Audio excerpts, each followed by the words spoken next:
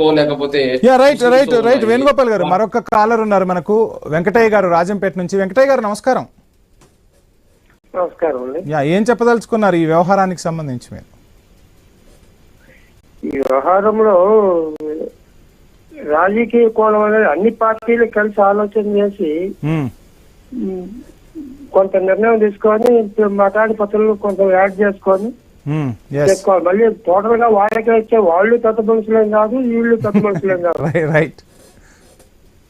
ఇంకపోతే ఈ దర్శనం టికెట్లు, విఐపి దర్శనం టికెట్లు ఆధార్ నెంబర్ పెట్టి సంవత్సరానికి 2 ఇవ్వాలి. ఎవరైనా కానీ, రాష్ట్రపతి కానీ, ప్రధానమంత్రి కానీ, ముఖ్యమంత్రి కానీ, ఎమ్మెల్యే కానీ అట్లా ఇస్తే కొంత రద్దీ తగ్గుతుంది. సామాన్యుడికి కూడా బ్లడ్ దర్శనాలు ఇవన్నీ వచ్చేదానికి అవకాశం ఉంటుంది.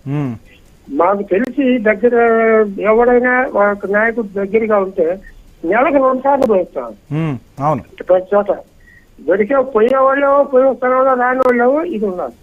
ఈ ప్రభుత్వం కూడా దీని బోర్డు మెంబర్లు కూడా దీన్ని ఆలోచన చేసి ఈ గ్రేట్ దర్శనాలు సంవత్సరానికి 2 పెట్టాలి.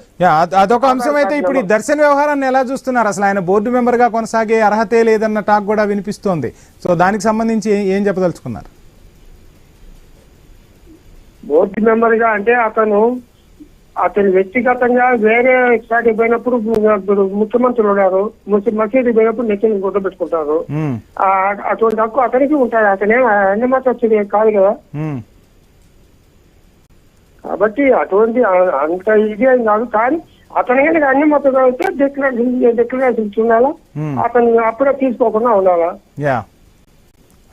పరిశీలించాలా ప్రభుత్వం కూడా. రైట్ వేణుగోపాల్ గారు ఫైనల్ గా ఏం చెప్తున్నారు అంటే ఒక స్టేట్మెంట్ ఇచ్చే ప్రయత్నం చేద్దాం మనం.